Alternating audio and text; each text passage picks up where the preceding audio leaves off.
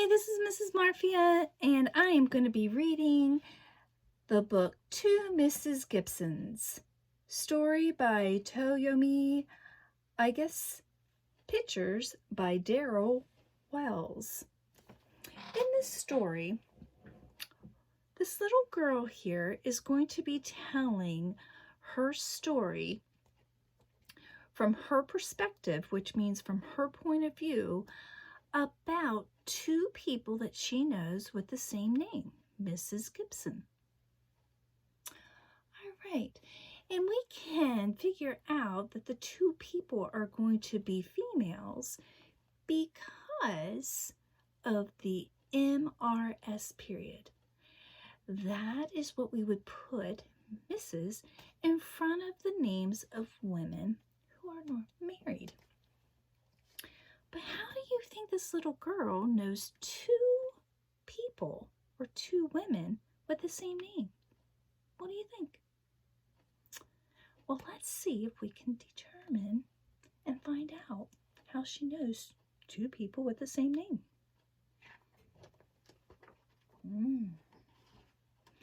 Children's Book Press are giving me permission to go ahead and read this online. Well, here is a picture of two people, two ladies.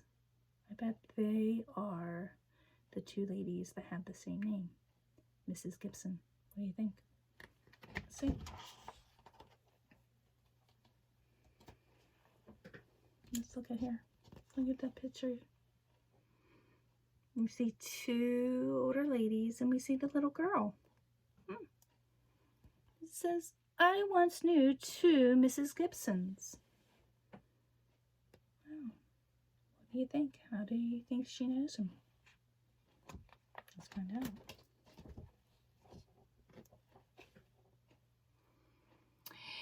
This Mrs. Gibson was tall. Her skin was the color of chocolate. She was born in America in a place called Tennessee. This Mrs. Gibson was small. Her skin was the color of vanilla. She was born in Japan in a place called Gifu. Well, the little girl's telling us some information about, well, they have different color skin, and both the ladies were born in different places in the world. I wonder how this little girl knows two people that are from or that were born in different parts of the world.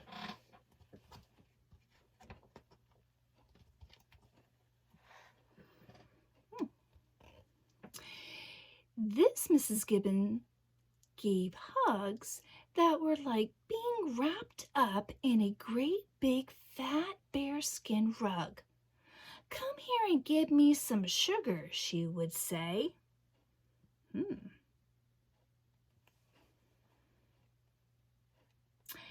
This Mrs. Gibbons gave hugs that were like being wrapped up in a light down-filled comforter.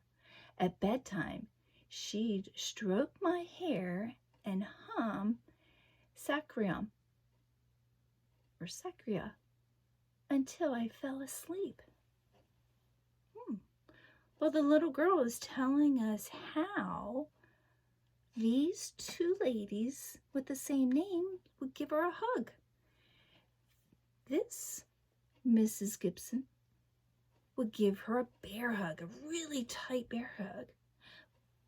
But did you hear the last one? It says, come here and give me some sugar. Do you think she really wanted to give her some sugar when she was going to give her a hug? No. This phrase is called an idiom. An idiom are phrases that use words not in the right content, so not what it really should mean. Come here and give me some sugar is another way of saying, come here and give me some hugs or some love. And this Mrs. Gibbons, well, she likes to give nice and soft cups. Both of them are nice. Yeah. It says, this Mrs. Gibbons was loud. She had a big laugh and a big voice, which would get louder when she was angry and when she was singing, and she seemed to be singing all the time. This little light of mine, I'm gonna let it shine. But this Mrs. Gibbons was quiet. She would cover her mouth when she laughed, so you could never see her teeth. And when she was angry, she'd even get quieter. Well, the little girl was comparing how the two Mrs. Gibbons were. This Mrs. Gibbons was loud, and she would sing all the time. This Mrs. Gibbons, she was kind of quiet, and she was kind of shy.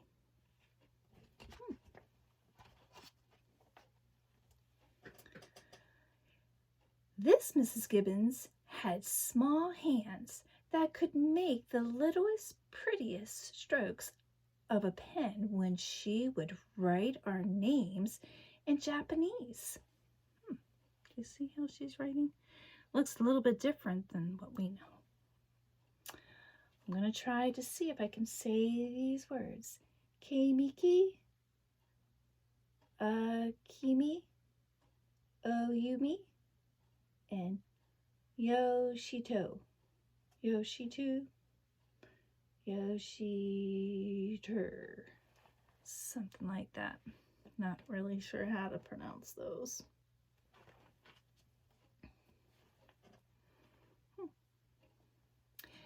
Look at here. What's this Mrs. Gibson doing? It looks like playing the piano. This Mrs. Gibbons has big hands.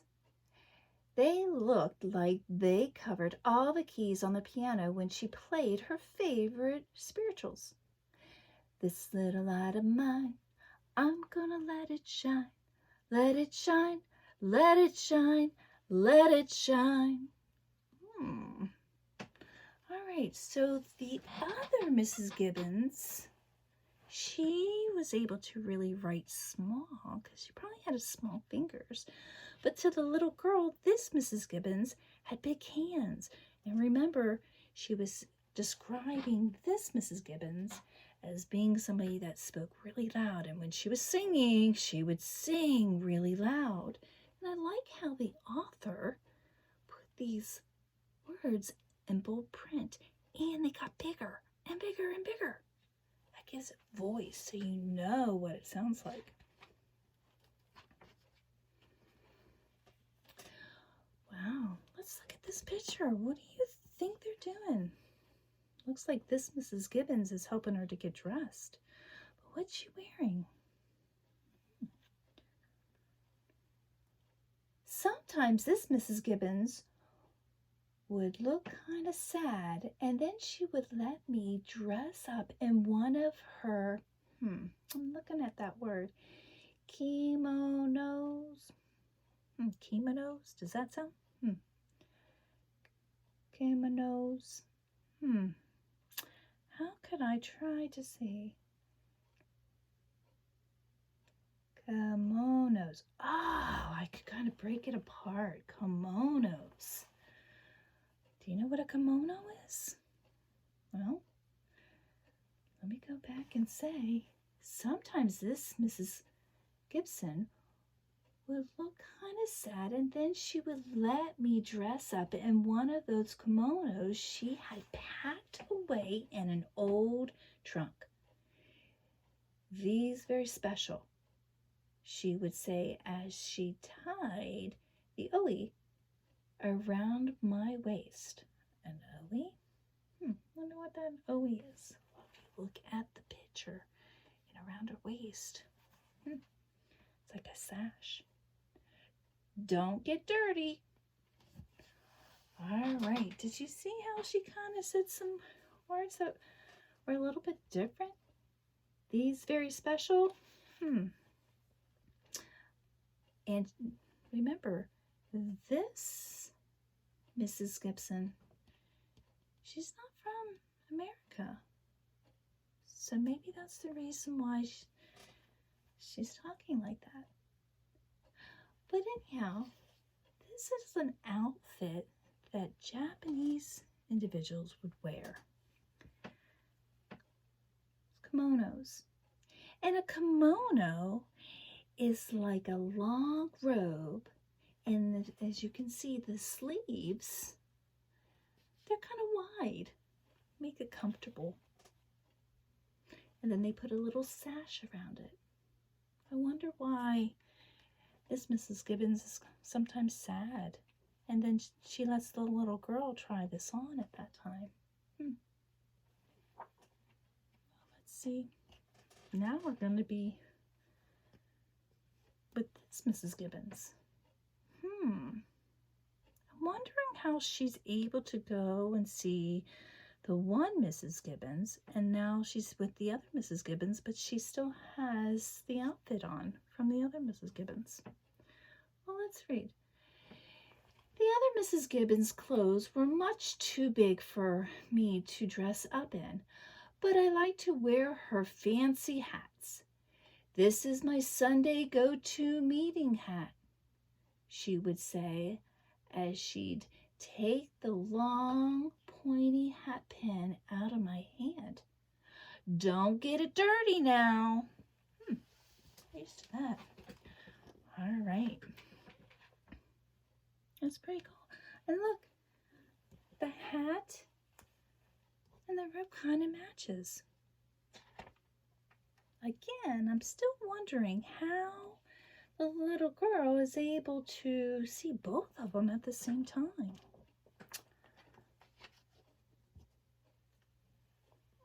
Oh, look at this page. What do you think she's doing with this Mrs. Gibbons? Let's see. In the evening in the garden, this Mrs. Gibbons would help me make magical lamps by catching fireflies and putting them in a jelly jar. They would glow and glow, and then we'd let them go. Oh, did you ever go and catch fireflies at night?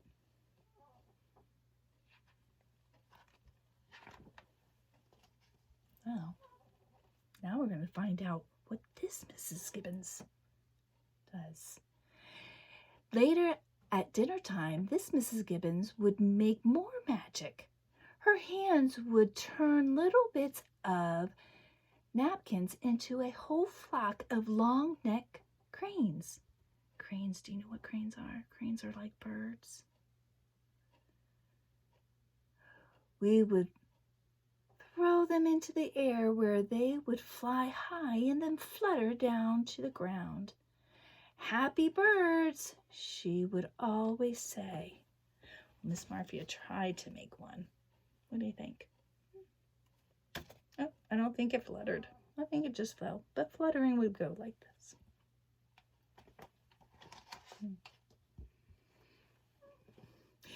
This Mrs. Gibbons always had a pot of rice cooking.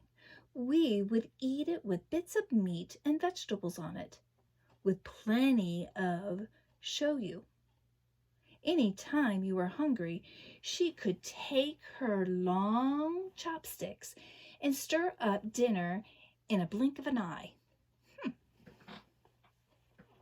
So do you really think that this Mrs. Gibbons can just cook up something in a blink of an eye? Or do you think this might be another enemy? And it tells us, oh, she can really cook up something really fast. And do you know about chopsticks? Here's some chopsticks. And you stir it up. Pretty different than a fork and a spoon, huh? Well, the little girl's going to tell us about this Mrs. Gibson. This Mrs. Gibson always had a pot of greens cooking. Wow. So she's cooking. I wonder what she's cooking. Greens. Do you like greens? Well, turnip greens, dandelion greens, mustard greens from the garden. Everything she cooked seemed to take a long, long time. All right, so here's the little girl, and she's telling us that this Mrs. Gibbons, she can cook up something really fast, and this Mrs. Gibbons, it takes a long time for her to cook. But do you also notice something? Look at the wallpaper on this side, and then look at the wallpaper on this side. It's the same. And look at the floor. The floor, and it's the same type of floor. And look, the same kind of stove on both sides. How do you think that she can do this? But both of them, if they have the same type of wallpaper and the same floor,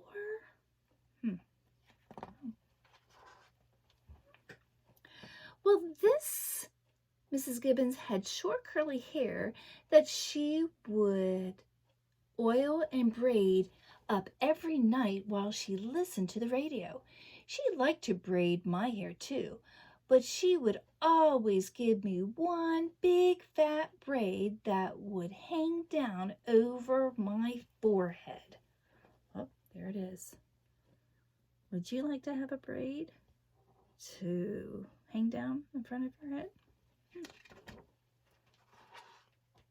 Let's see. I didn't like that braid, so I would go to the other Mrs. Gibbons and she'd take it out.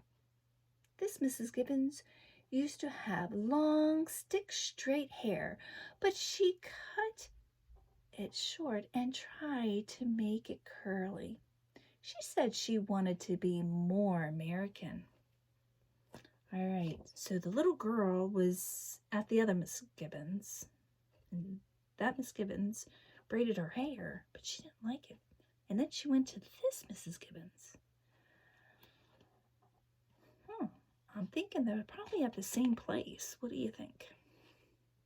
Let's see. Let's find out. Here's a picture of just one Mrs. Gibbons. It says this Mrs. Gibbons' other name was Casimir. Everyone called her Cass or Connie because they couldn't pronounce Casimir.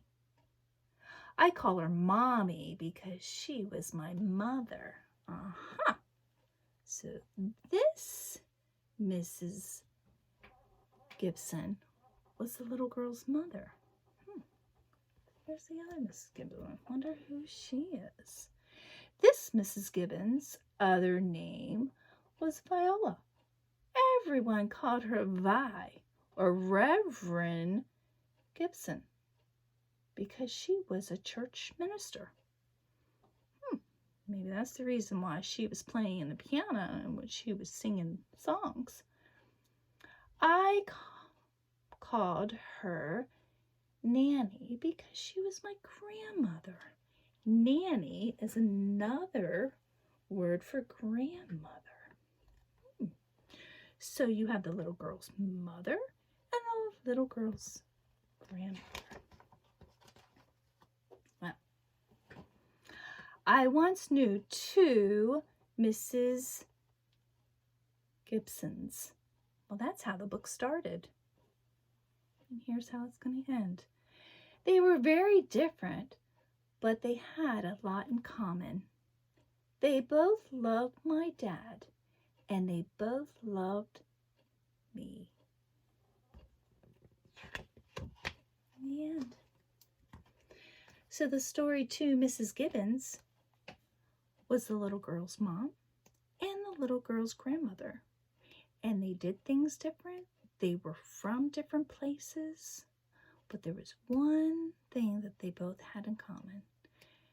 They both loved the little girl's dad, and they both loved her. Well, I hope you enjoyed the book. Bye.